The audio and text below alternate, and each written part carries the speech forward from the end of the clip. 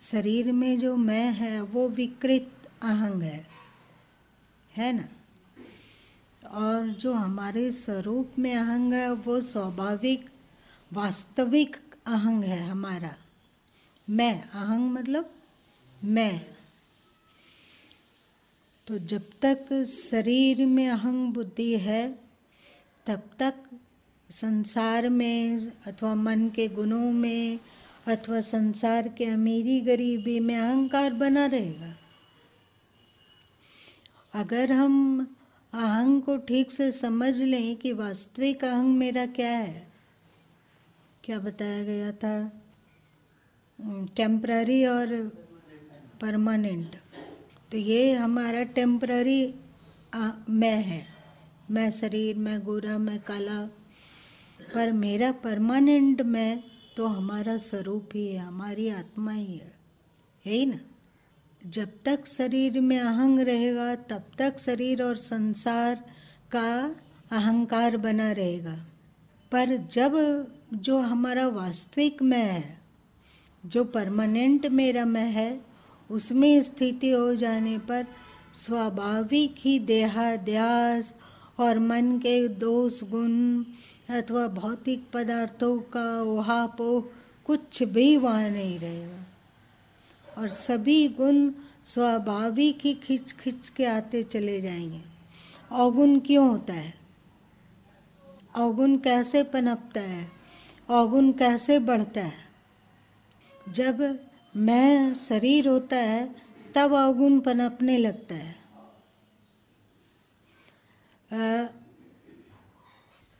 कच्चा सूता देखा है कैसा होता है? इतना उलझा हुआ तेरे पास सूता हो, इतना उलझा हुआ सूता हो, कच्चा सूता, और उसको तुमको सुलझाना है तो उसमें वो सुलझाते सुलझाते सुलझाते एक सूता को तुम सुलझा पाए, मतलब एक सूता ठीक से लंबा होके निकल गया, उतना सुलझा हुआ है। अब उस एक सूते सुलझे हुए को उठाओ तो पूरा उसका गुच्छा उठ जाएगा कि केवल एक ही सूता उठेगा? सोच लो, कमजोर होता है।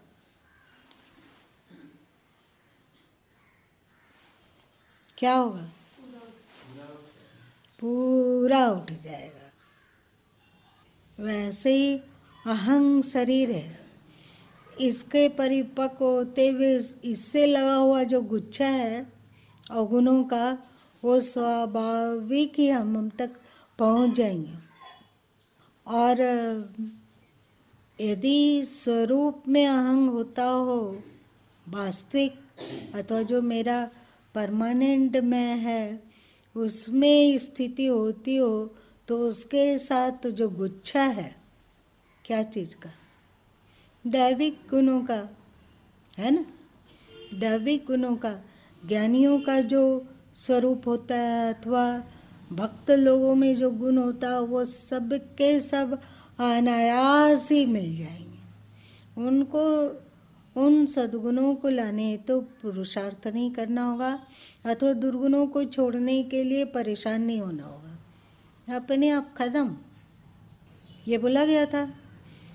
तो उस दिन इस पर किस किस लोग ने चिंतन किया कि ये मेरा टेम्पररी मैं है, इस टेम्पररी मैं में अटक जाने के कारण ही सभी तरह के अवगुण और दोष हैं, और ये मेरा परमानेंट मैं है, और इसमें स्थिति पर समस्त गुण, दैवी गुण हमारे में खींचे चले आएंगे। उसके लिए परेशान नहीं होना है। तो दिन भर में ये टेम्पररी में, ये परमानेंट में, ये टेम्पररी में, ये परमानेंट में, किसको किसको चिंतन हुआ था?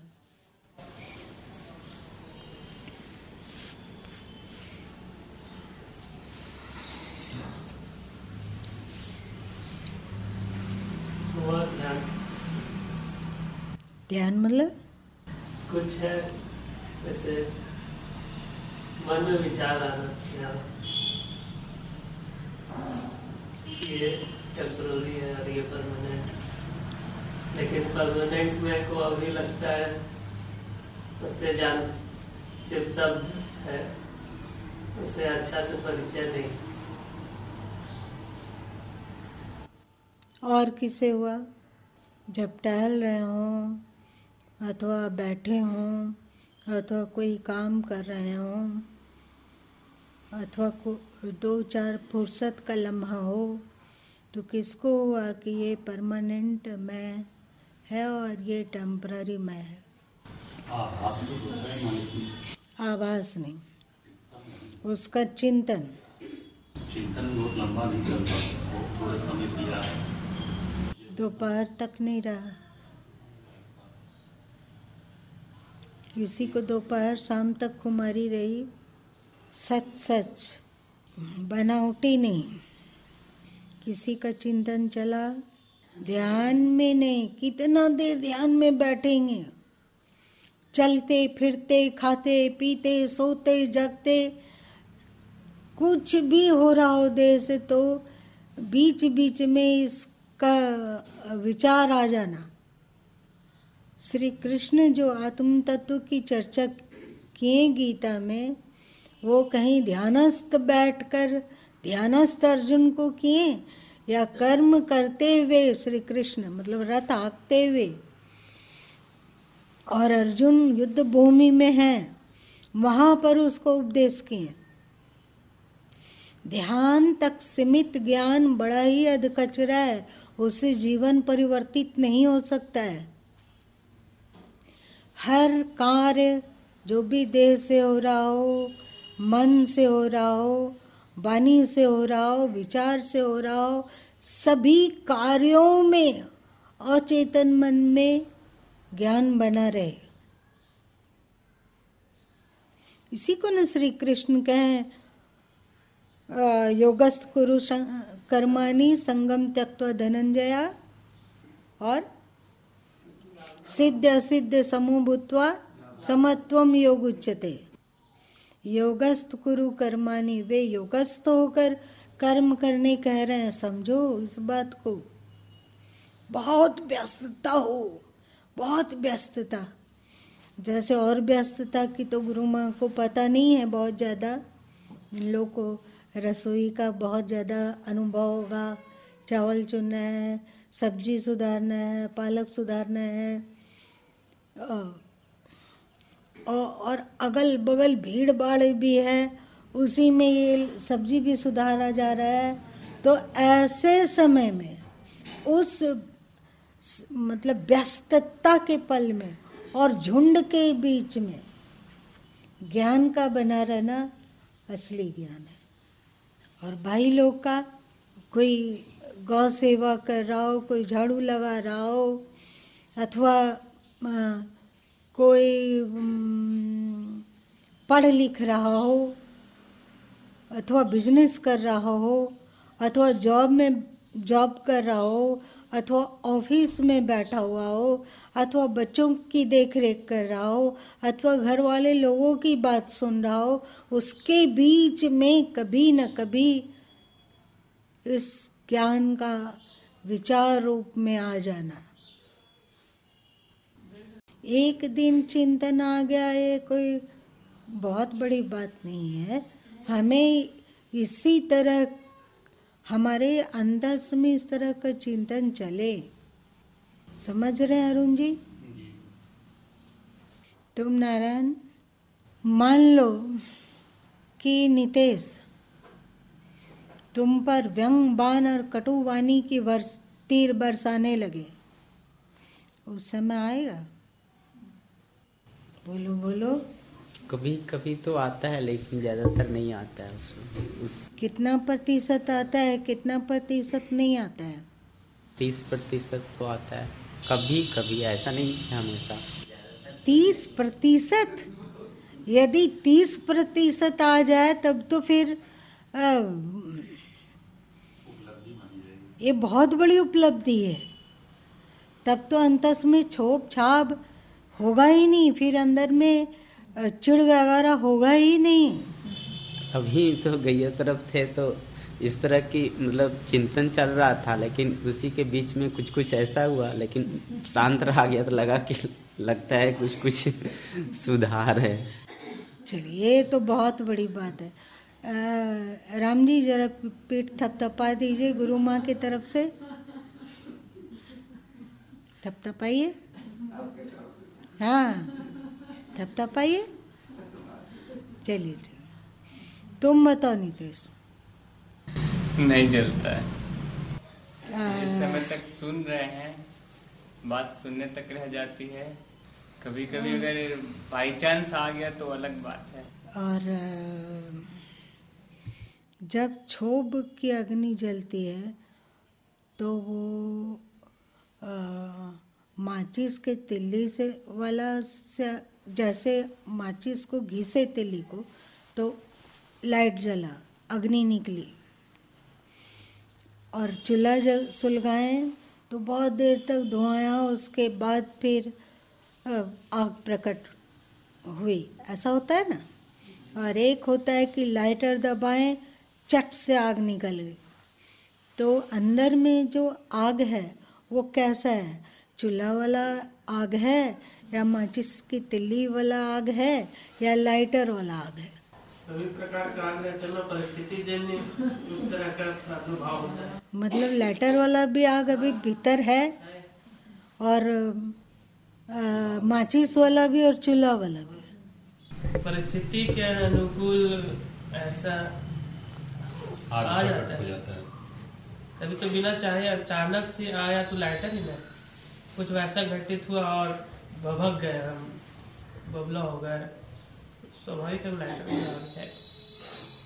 तो ये पहले से तेरा बढ़ा है या घटा है कि जैसे के तैसा है? स्वभावतः घटा ही है, क्योंकि आकलन नहीं किया गया कभी पहले कैसा था अभी कैसा है। लेकिन कम ही होता है, बढ़ता नहीं। कुछ न कुछ तो असर सत्संग का, गुरु माँ का तो अवश्य ही होगा। अभी होगा, होता है। तुम्हारा नितेश? हम अभी तक पूरा बात समझ ही नहीं पाए कि माचिस वाला आग, लाइटर वाला आग और चूल्हा वाला आग मतलब किस विषय में बोल रहे हैं? अंदर के क्षोभ के विषय में। माचिस का तिल्ली है कि उसको जब माचिस के मसाला पर रगड़ें तो हो सकता है एक बार में नहीं सुलगा, 2 बार में, और भींगी हुई काठी हो तो मुश्किल है सुलगना, थोड़ा देर लगता है सुलगाने में। और चूल्हा में आग को प्रकट होने में और ज़्यादा देर लगता है। और लाइटर वाला आग में बटन दबाएं और तत्काल आग। तो ऐसा होना है कि जरा तनिक सा प्रतिकूल परिस्थिति हुई और हमारे भीतर आग सुलग गया। लेकिन एक बात याद रखो कि और तुम बोलो कि हमारे में लाइटर वाला आग है, तो लाइटर वाला आग होता है कि जितना जल्दी सुलगता है उतना जल्दी बुझ भी जाता है, होता है। उससे थोड़ा देर तक माचिस थोड़ा देर लगता है भले सुलगाने में, लेकिन वो भी सामान्यतः बुझ जाता है। चूल्हा वाला देर से आग धधकता है, लेकिन जब धधकता है तो घंटों घंटा तक सुलगते रहता है। अब बताओ, तुम लोग लाइटर की तरह तत्काल अपने को संभाल कर क्षोभ रहित हो जाते हो, माचिस की तिल्ली की तरह अपने आप को संभाल कर क्षोभ रहित होते हो, कि चूल्हा के आग के समान घंटों घंटा सुलगते रहते हो? फिर सब चुप। यहाँ भी तीनों स्थिति होती है। मतलब चूल्हा भी है हम लोग। बहुत बार इशू पर फर्क पड़ता है। हाँ, इसी कैसा इशू है उसको रखना है, उसी हिसाब से जलता रहता है। मतलब प्रतिशोध हम लोगों को क्यों प्रतिशोध की भावना आएगी? प्रतिशोध की भाव आती है क्या किसी में? हम लोगों में आती है? बहन लोग बताओ। झूठ बोल। बात बोलता है मन में तो सुलगते रहता है। सुलगते रहते? हाँ कि ये आदमी हमको ऐसा बोला, जब हम नहीं बोले तो आदमी बोला तो उनको थोड़ा लगता है, अंदर सुलगते रहता है। हाँ कभी कभी तो समझ जाता है, मतलब मन में ऐसे रहता है कि हमको काहे ऐसी बोल दिया। अच्छा, वो आपके मुंह से बोला कि अपने मुंह से? नहीं, जैसे वो दूसरे को बोल दिया। आपके मुंह से आपके मुंह बोला कि अपने मुंह से? वो अपने मुंह से बोला था हमको। तुमको बोला? हाँ। क्या बोला? जैसे कुछ बोल दिया। मतलब आपको कैसे कुछ बोला? ये बोला कि दादी तो ऐसे ही करती रहती है, कि कैलाश ऐसे ही करती रहती है, ऐसे बोला? अच्छा अच्छा, ठीक ठीक, सुनो सुनो, केवल आप ही का नाम दादी है और आप ही का नाम कैलाश है।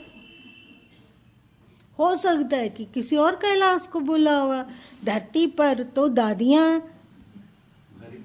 एकदम 1-2 करोड़ से ज्यादा होगी, और कम से कम 40-50 लाख तो कैलाश नाम के लोग होंगे ना। तो क्यों, कैसे माना गया कि ये दादी, ये कैलाश? ऐसा क्यों नहीं? कोई बात नहीं। एंटीना तैयार रहता है वहाँ सुनने के लिए। एंटीना एकदम रेडी रहता है कि हम ही को बोला जा रहा है। उसको तो मेरे से फ्रीक्वेंसी रेडियो में मिलाते थे, जैसे फ्रीक्वेंसी मिला फट से गाना बन गया, फ्रीक्वेंसी एकदम पकड़ते रहता है। अरे अरुण जी तो 1 नंबर के दम भी हैं, दिखते हैं कुछ और बोलते हैं कुछ और करते हैं कुछ। तो यहाँ पर किसको अभी दुख लगा? जब अबूहन जो अरुण नाम का होगा ना, जो वो अभी ढूंढ रहा होगा फ्रीक्वेंसी, यहाँ तो और कोई नहीं, हम ही है, जरूर हम ही है। तो वही दादी और कहता कि दादी और कोई अगल बगल में है नहीं, हम ही दादी है, हम ही बोला जा रहा है। तो वही ये मनुष्य की कमजोरी, अपना तकलीफ उसी से अपना तकलीफ ले लेता है। तो यहाँ पर क्योंकि और अरुण जी है नहीं, एक ही अरुण जी हैं, तो जरूर इसी अरुण जी को बोला गया होगा। घूम के देखेगा एक आध दो और अरुण मिल जाए तो शायद हम नहीं होंगे।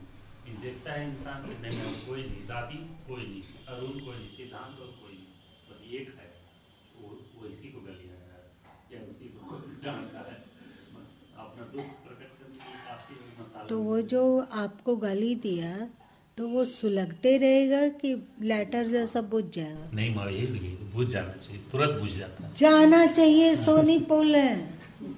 नहीं, अभी तो मेरा आग चूल्हा जैसा नहीं हो पाता है, लेकिन लाइटर और माचिस की तिल टाइमिंग क्या है? घर में आप चूल्हा नहीं सुलगता है? 1 ही घंटा, 2 घंटा, 3 घंटा, 4 घंटा? मैंने पूरा घर वाले लोग का भोजन बन जाए जितना देर में। कुछ ज्यादा हो गया, उतना लंबा नहीं। 1-2 दिन, 4 दिन, 8 दिन, मतलब परिस्थिति जन्य बोले ना वैसा। 1-2 दिन उतना 1 दिन नहीं, 2-3 घंटा में आग वाला को प्रभावी रहेगा। नहीं, फिर उसका असर भी धीरे धीरे कम होता जाता है। इस तरह हम अपने आप को ही सुख दिए और अपने आप को ही दुख दिए। मान लीजिए कि आप सुलग गए,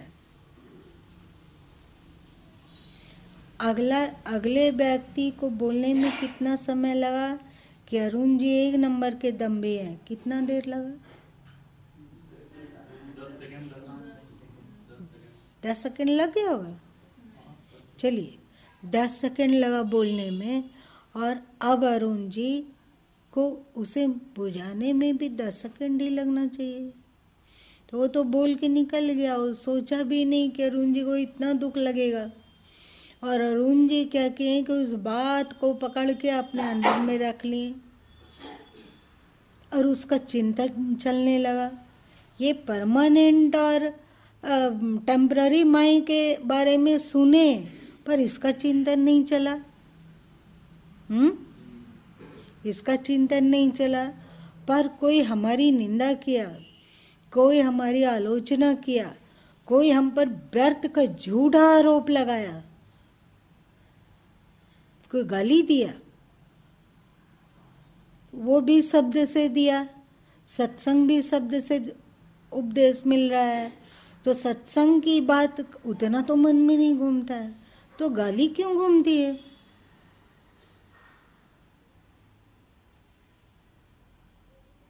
मानव मन की कमजोरी के कारण ऐसा होता है। लेकिन यह आप लोग, आपको लग रहा है कि ऐसा होता है? हाँ, होता है, ये होता है।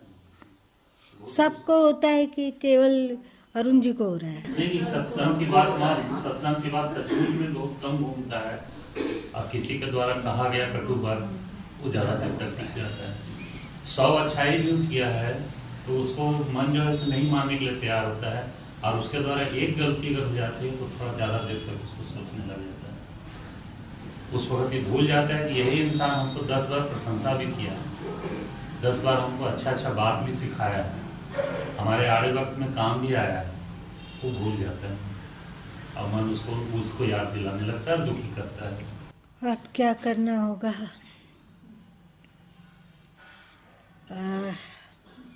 सत्संग के शब्द, सत्संग की बानी दिमाग में उस तरह नहीं घूमता है जिस तरह की किसी के द्वारा की गई निंदा अथवा कटु बोला हुआ घूमता है।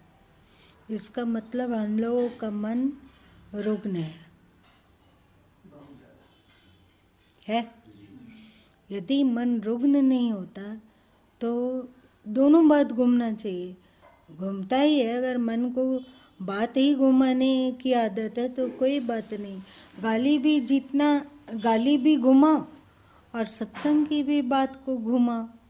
गाली देने में लगा ज़्यादा से ज़्यादा 10 मिनट, मान लो लंबी चौड़ी गाली दिया हो, प्रोग्रामिंग करके गाली दिया हो तो उसको 10 मिनट लगा, और सत्संग में हम लोग कभी आधा घंटा, कभी 1 घंटा, कभी 1.25 घंटा तक सुन लेते हैं। तो वो 10 मिनट की बात 10 दिन तक घूम सकता है, तो 1.25 घंटा का सत्संग कितने दिन तक घूमना चाहिए? ऐसा होता नहीं है। तो इसका मतलब हम लोगों का मन रोगी है। अब इस रोगी मन का इलाज कराना होगा। कहाँ जाए? कहीं सर्जरी की तो आवश्यकता नहीं है, तब फिर विकास माथुर से संपर्क साधना होगा।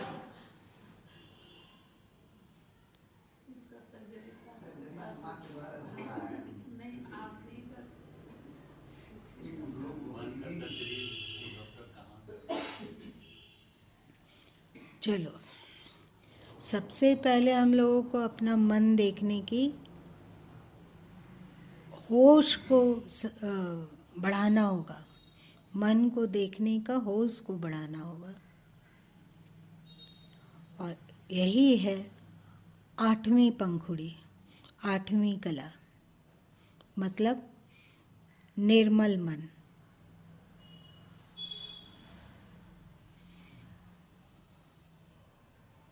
निर्मल मन मतलब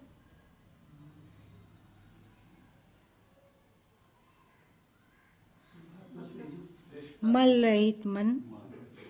मल रहित मन मतलब गंदगी रहित मन, है ना? सभी शास्त्र शौच के बारे में बोलते हैं ना। जैसे पतंजलि जी भी 5 नियम के अंतर्गत शौच लाए ना। शौच मतलब बाहरी पवित्रता। तो हम लोग तो नित्य प्रतिदिन स्नान करते हैं, नित्य प्रतिदिन धोया हुआ वस्त्र पहनते हैं, और बहुत संख्यक लोग स्नान करके भोजन करते हैं। और मन को निर्मल करने का कितनी कोशिश करते हैं। एक ये सोचना होगा, और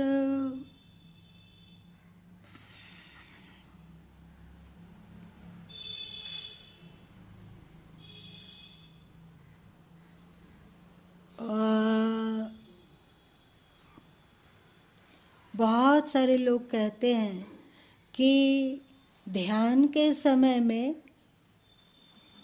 हमारा मन टिकता नहीं है।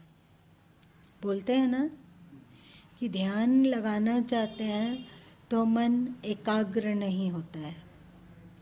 ध्यान में बैठते हैं जरूर, पर मन भागता रहता है इधर उधर इधर उधर। इसके कारण लोग बहुत चिंतित हो जाते हैं। चिंता लगती है, ऊब पैदा होती है कि बैठे हैं, केवल मन भाग रहा है इधर उधर इधर उधर उधर उधर। तो एक बात याद रखो कि मल रहित मन एकाग्र मन से ज़्यादा कीमती है।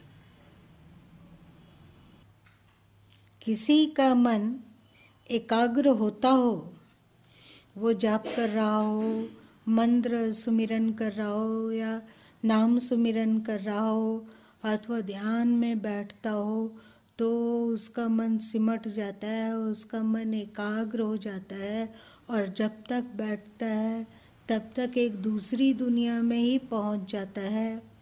एकदम शांति छा जाती है। परंतु जब फिर वह व्यवहार क्षेत्र में उतरता है तो फिर वही राग द्वेष, फिर वही क्रोध, फिर वही व्यर्थ का विचार, फिर व्यर्थ का सोच, ऐसा होता है। तो समझो कि आपका वो एकाग्र मन से आपका कुछ भी भला नहीं होने वाला है। पचा नहीं पचा, मतलब गुरु माँ कह रहे हैं एकाग्र मन से ज्यादा कीमती निर्मल मन है। कोई हर्ज नहीं है यदि मेरा मन एकाग्र नहीं होता है अथवा किसी का मन एकाग्र नहीं होता है, ध्यान में नहीं टिकता है तो चलेगा, लेकिन मन में अशुभ विचार ना उठते हों। मन में चल रहा है, बहुत सारा विचार चल रहा है, लेकिन वो विचार की क्वालिटी शुभ ही हो, श्रेष्ठ ही हो।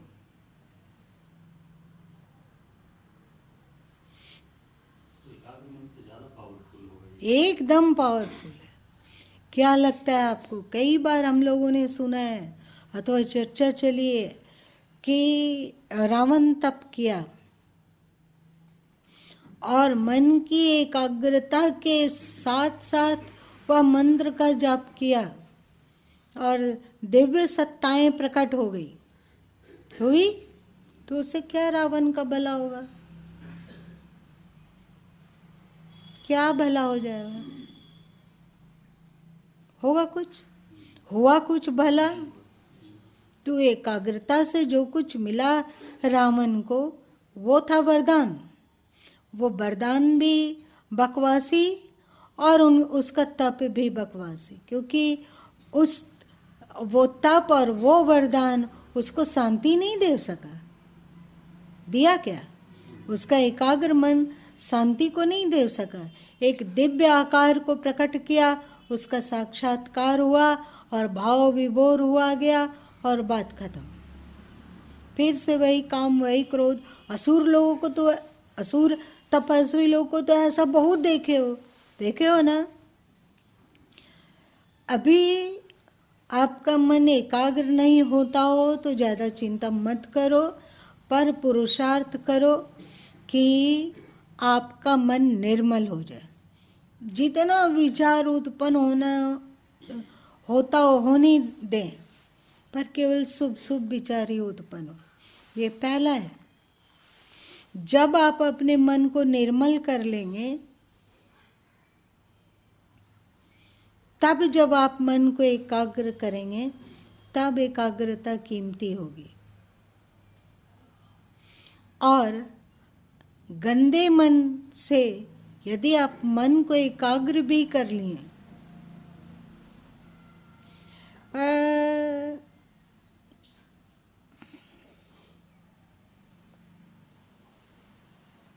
कौन सा उदाहरण दें?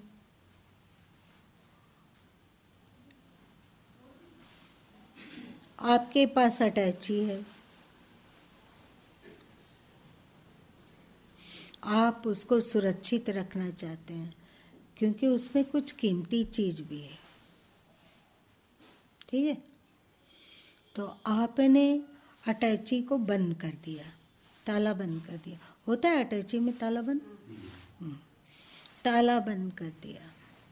अब वो अटैची लॉक है, लॉक है, लेकिन संयोग की बात थी कि उस अटैची में 2 चूहे थे और उसके 15-20 बच्चे थे। आप देखे नहीं, पर आपने अटैची को सुरक्षित कर दिया, ताला बंद कर दिया। अब क्या होगा? कुतर के खाएगा। और क्या होगा? मर जाएगा, मरेगा। फिर क्या होगा? बदबू उठेगी। आपने ताला बंद करके कौन सा निहाल कर दिया? कोई निहाल किया? नहीं किया। वैसे ही आपके अंदर में गंदगी है, आपके अंदर में गंदगी है, आपका मन गंदा है, आपने उसको जैसे के तैसे रहने दिया और फिर ऊपर से पुरुषार्थ पूर्वक, प्रचंड पुरुषार्थ के द्वारा मन को एकाग्र कर लिया, मतलब ताला लगा दिया।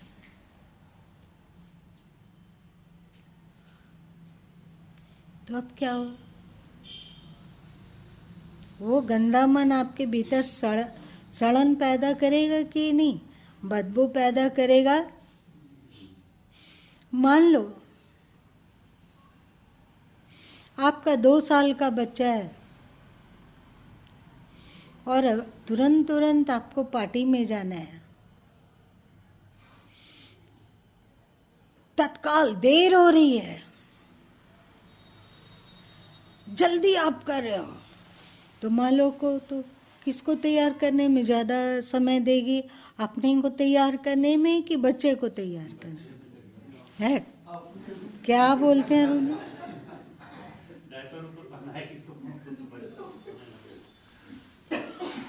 अपने को तैयार करने में ज़्यादा देर देगी। उसके बाद स्वयं तैयार हो गई। सबको जो बाहर से पति महोदय चिल्ला रहे हैं कि अब कितना देर लगेगा, कितना देर लगेगा, वो जल्दी से अपने बच्चे को एक जो पहना हुआ था वो ठीक ठाक था, कमीज बदला, नीचे से एक और अच्छा सा जीन्स पहना दी और ले गई। जब बच्चा पास में आता है तब बदबू देती है, फिर बच्चा पास में आता है तब बदबू देती है, फिर बच्चा पास में आता है तब बदबू देती है।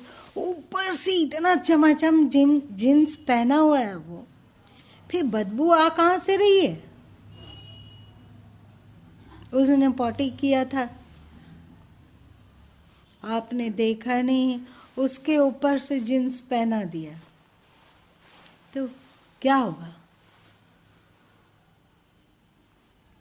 बदबू आएगी कि नहीं आएगी? तो आपको जीन्स पहनाना ज़्यादा कीमती लगता है कि पहले उसका पॉटी साफ करना?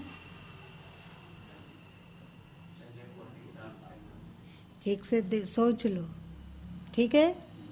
तो ऐसे ही एकाग्रता है जो जीन्स की तरह है, और मन की गंदगी है वो पॉटी की तरह है।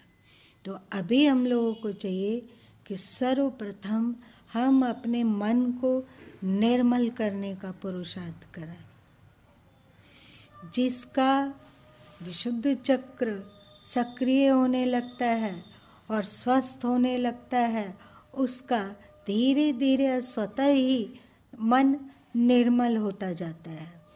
परंतु साधनावस्था में जो अभी विशुद्ध चक्र तक नहीं पहुंचा है, मतलब कंठ चक्र तक नहीं पहुंचा है, उसे पुरुषार्थ के द्वारा मन को निर्मल बनाना चाहिए। मन को निर्मल बनाने के लिए क्या करना होगा? सबसे पहले देखना चाहिए कि मन में क्या क्या गंदगी है। मान लो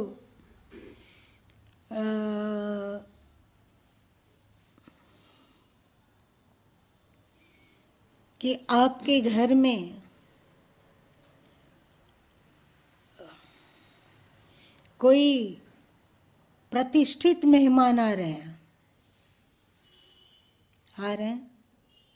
आप ड्राइंग रूम को क्या कीजिएगा? साफ सफाई। लेकिन उसको साफ सफाई करने के लिए सबसे पहले ये जानना होगा कि ड्राइंग रूम में अभी गंदगी क्या क्या चीज़ फैला रखी है, कौन कौन सी गंदगी है, देखना पड़ेगा ना सरसरी दृष्टि से। झोल है, झोल साफ कर देंगे। पंखा है, पंखा गंदा है, उसको साफ कर देंगे। और जो जो बेकार का चीज़ है ड्राइंग रूम में, उसको वहाँ से हटाने का कोशिश करेंगे ना। और उसके बाद जब वहाँ का गंदगी को साफ सुथरा कर लेंगे, वहाँ सब कुछ हटा देंगे, तब जगह यहाँ पर गुलदस्ता रख देंगे। नहीं, ये गुलदस्ता अच्छा लगेगा। यहाँ पर कोई अच्छा सा दीवार में पेंटिंग लगा देते हैं, अच्छा लगेगा, तो आपने पेंटिंग लगा दिया, वो भी बहुत अच्छी बात है। और सोचेंगे कि और क्या क्या सही कर सकते हैं। हाँ, फ्रेशनर भी छिड़केंगे। चलिए, तो रूम फ्रेशनर भी छिड़केंगे, वो बात की बात। पहले गंदगी को जानो और गंदगी को बाहर करो। वैसे ही पहले हम लोगों को जानना होगा कि अभी हमारे मन में कौन कौन सी गंदगी है। बेवजह दुष्ट की तरह किन किन बातों को मन सोचता है। विश्लेषण करो, जानो कि क्या क्या बकवासी चीज है मन में भरा हुआ, उसको लॉक मत करो अभी। मेरी बात समझ रहे हो? कि फिर शाम होते होते तक कुछ भी दिमाग में इसका चिंतन नहीं चलेगा। क्या है तेरे में? क्या आप झूठ बोलते हैं और बात बात में झूठ बोलते हैं? देखो, झूठ बोलने की आदत लग गई है क्या? अथवा डिंग हाँकने की आदत लग गई है? अथवा और क्या है? क्या दूसरे को देखकर आप ईर्ष्या करते हैं? ये सब अवगुण है क्या? क्या आप में क्रोध आता है तो आपे से बाहर हो जाते हैं और बिल्कुल जानवर जैसा व्यवहार करते हैं और जानवर की ही तरह गुर्राते हैं? बस अंतर इतना है कि जानवर थोड़ा ज़्यादा ज़ोर से गुर्राता है, कभी कभी आप भी ज़्यादा ज़ोर से गुर्राते हैं, कभी धीरे धीरे गुर्राते हैं। अथवा क्या आपके मन में लालच बहुत है? क्या आपके मन में अहंकार है, अकड़ है किसी भी चीज़ का? इन सब गंदगियों को जानो और इन सब गंदगियों को हटाने का पुरुषार्थ पहले करो।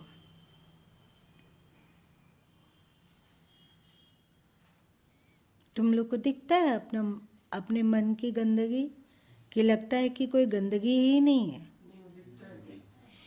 याद रखो, जिसे अपने मन की गंदगी दिख जाती है वो धरती का भाग्यशाली इंसान है।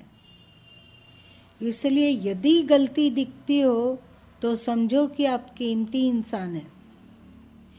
आपको गलती दिख रही है तो एड़ी चोटी एक करके उस गलती को निकालो, उस अवगुण को हटाओ। मेरी बात धस रही है?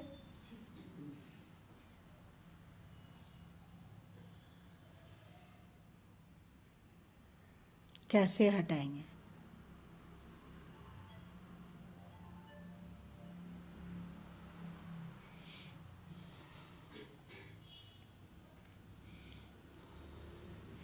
हम लोगों का गंदा मन अगला कुछ बोलता है, कुछ अर्थ में बोलता है, तो गंदा मन उसकी अलग तरीके की व्याख्या कर देता है। ऐसा होता है?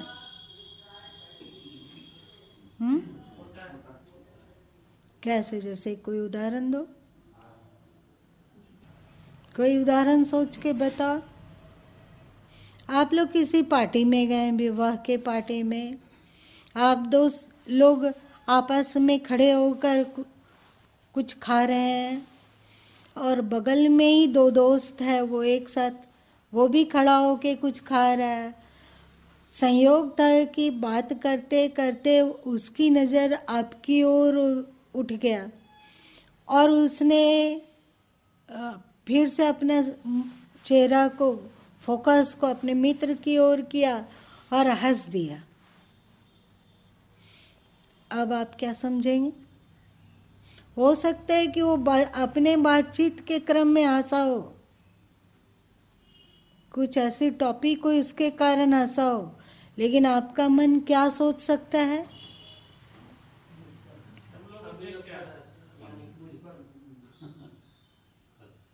अपना दोस्त के साथ मजाक उड़ाया हमारा। अब सोचो फिर मन क्या करना शुरू कर देगा, क्या करेगा? दुर्भावना पहला। अच्छा, तो एक तो आपने गलती सलती व्याख्या किया और दूसरा है कि दुर्भावना बढ़ाया।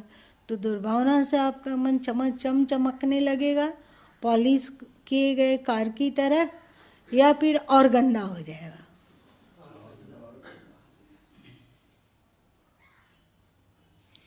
और यदि उस दुर्भावना को पाल कर आप उड़ते रहे तो वो तो गंदगी हुआ ही। अब फिर उस मित्र से आप दूरी बनाएंगे, और दूरी शांतिपूर्वक बनाए, कोई हर्जा नहीं है। परंतु यदि दुर्भावना के सहित बनाएंगे तो एक शत्रुता पालेंगे तो फिर क्या होगा? आपका मन चमकने लगेगा या और गंदा होगा। हम लोग हत्यारे हैं, नहीं भरोसा हुआ?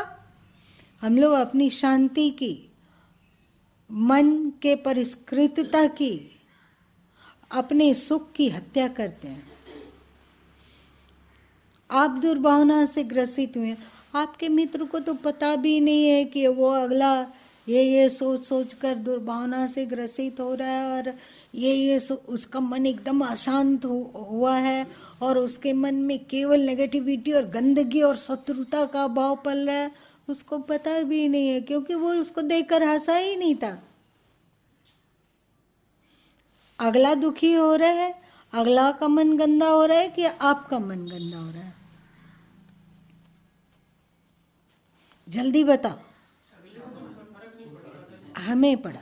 अच्छा, एक तो हुआ कि गलत व्याख्या करना, और एक हुआ कि सच में किसी ने हमारी निंदा की और हमें गाली दिया, सच में दिया। कोई आलोचना कर रहा है और गाली दे रहा है,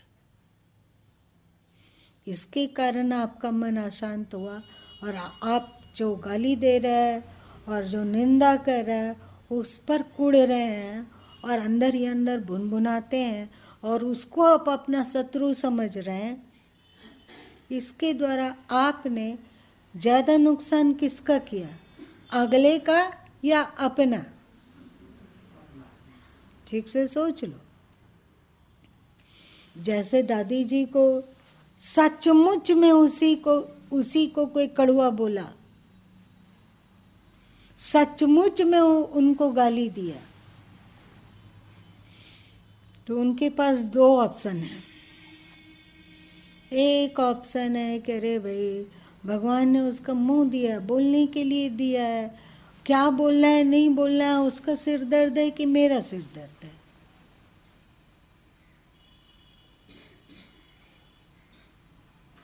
बोलो। ठीक है, बोल रहा है वो जानेगा। हम तो खुश हैं। और एक मज़ेदार बात ये है कि यदि हृदय में उसके प्रति बाल इतना भी दुर्भावना नहीं आता हो,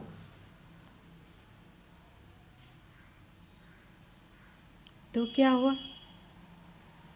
तो क्या होगा?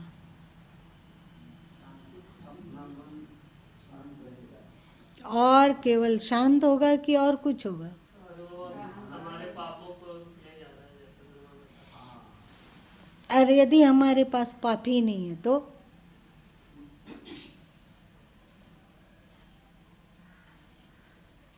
सच में कोई गाली देता हो,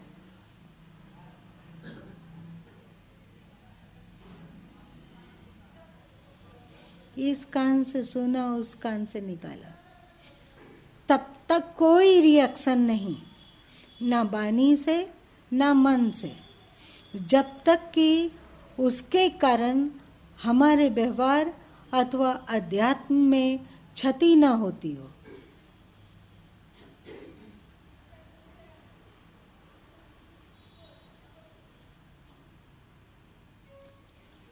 गुरु माँ अपनी इतनी आयु में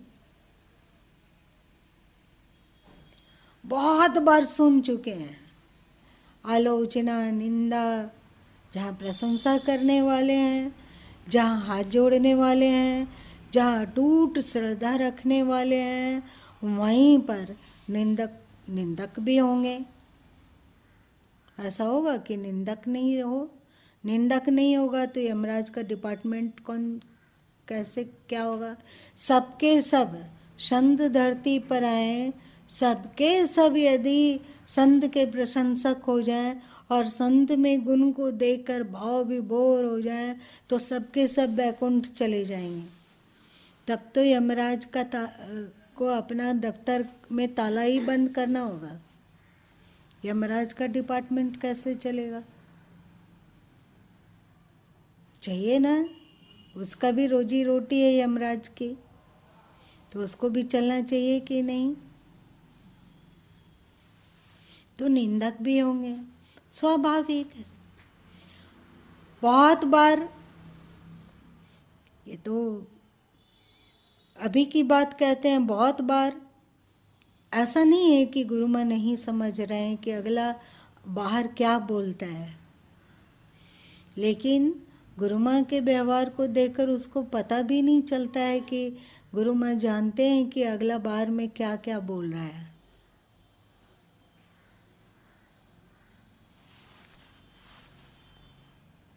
बहुत बार, मतलब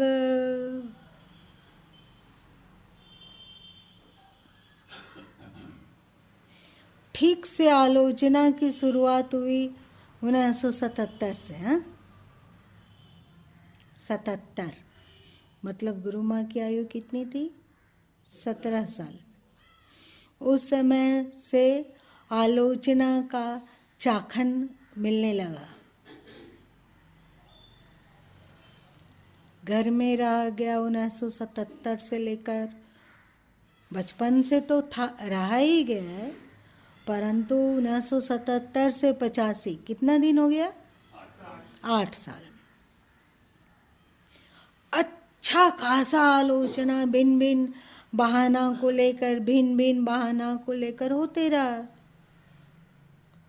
परंतु ये गॉड गिफ्ट है, ये गॉड गिफ्ट ही है, क्योंकि गुरु माँ इसके लिए पुरुषार्थ कभी नहीं किए, पर ये गॉड गिफ्ट है कि मन शांत का शांत रहा, कोई दुर्भावना नहीं।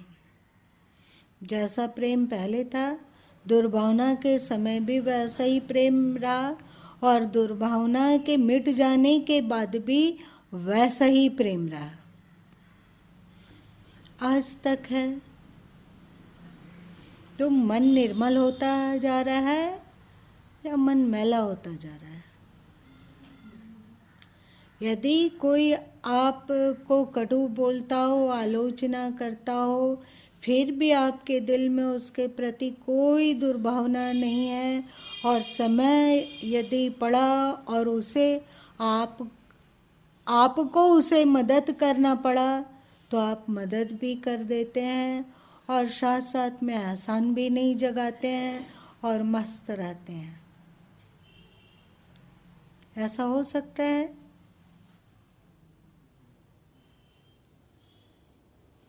बोलो, फिर चुप क्यों हो गया? ऐसा हो सकता है? ऐसा हो सकता है? तुम लोग बोलो रे।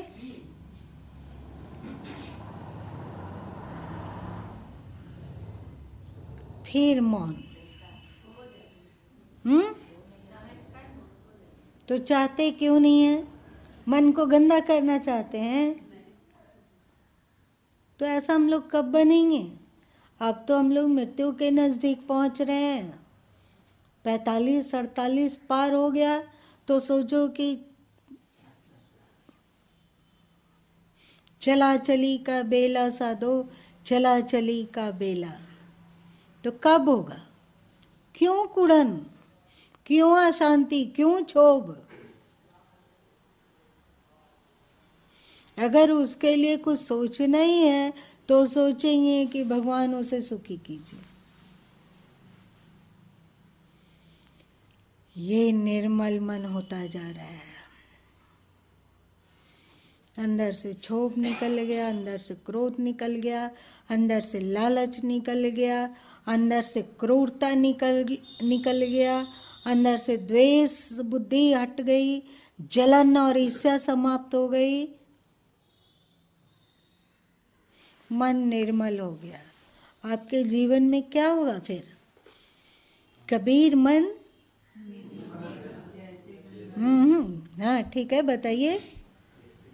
कबीर मन निर्मल हुआ जैसे गंगा नीर, पाछे पाछे हरि फिरे, कहत कबीर कबीर। निर्मल मन दर्पण मंदे, प्रभु रूप जिसमें झलके। और निर्मल मन जन मोहि कपट छल छिद्र न भावा। जो मुख देखन चाहिए तो दर्पण मांजत रहिए। मुकुर मलिन अरुनयन विहीना, राम रूप देखें कि मिलेना। जिसका मुकुर दर्पण मैला हो और आँख भी नहीं हो तो राम का दर्शन नहीं हो सकता है। वैसे ही मुकुर मतलब आपका मन दर्पण गंदा है आपका, और आपके पास विवेक की आंखें नहीं है तो आप ईश्वर का साक्षात्कार अथवा शांति का साक्षात्कार अथवा अध्यात्म की उन्नति कभी नहीं पा सकते हैं। इसलिए यदि आपको धरती में व्यवहार करते हुए भी शांत रहना चाहते हैं, सुखी रहना चाहते हैं और जीवन को सफल बनाकर दुनिया को छोड़ना चाहते हैं, मतलब मृत्यु को चाहते हैं कि जीवन को जीवन काल में ही सफल बना ले, तो मन को निर्मल करना ही होगा। आप कितना भी ध्यान करते हो, आप कितना भी जप करते हो, आपका मन कितना भी एकाग्र हो जाता हो, लेकिन यदि आपने मन को निर्मल नहीं किया तो कुछ नहीं किया। इसलिए ध्यान से, सुमिरन से भी ज़्यादा कीमती है, मन की एकाग्रता से भी ज़्यादा कीमती है निर्मल मन का होना।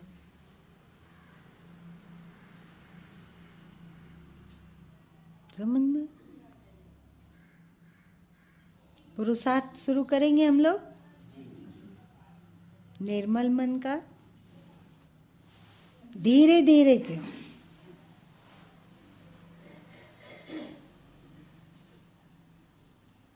क्यों रे?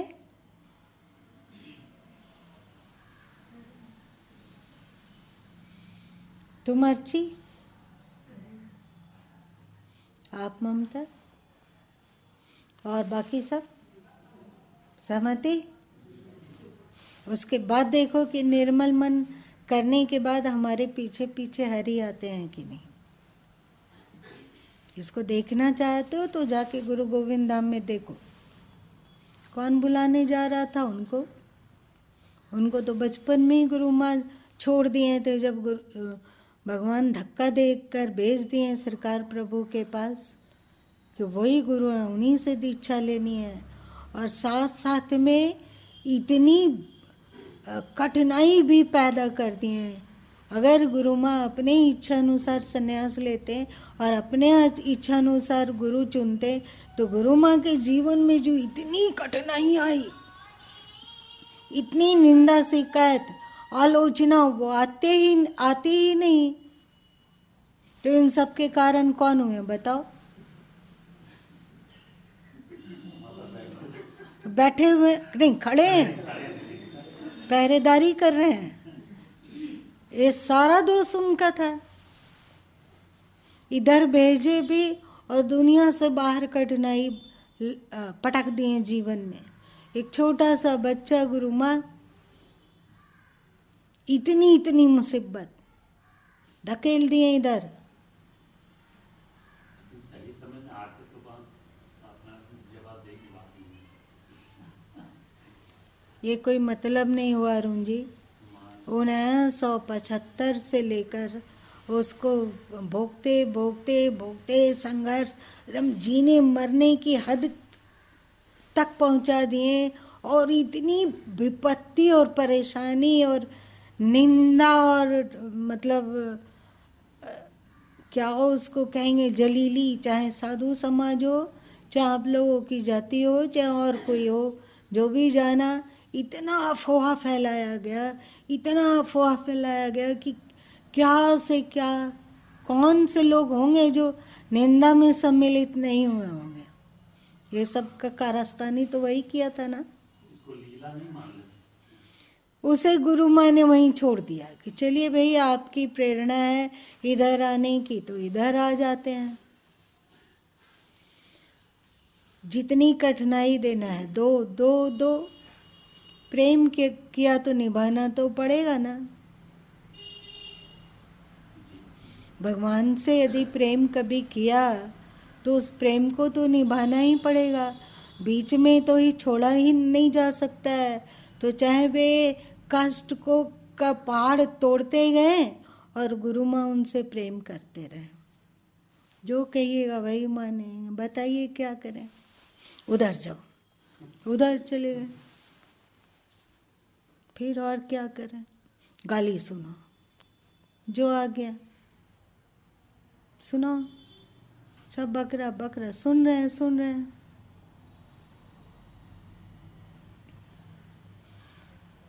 शत्रुओं को बढ़ा देना, बढ़ा दो, और क्या करोगे। गुरु माँ का एक पद है ना, भक्तो भक्ति से नहीं भागो और मुसीबतों के डर से डर नहीं त्यागो, भागो मत। और फिर अपने आके विराजित हुए वो गुरु माँ की इच्छा से कि छोड़ी दो। देर तक बबक हो गए ना।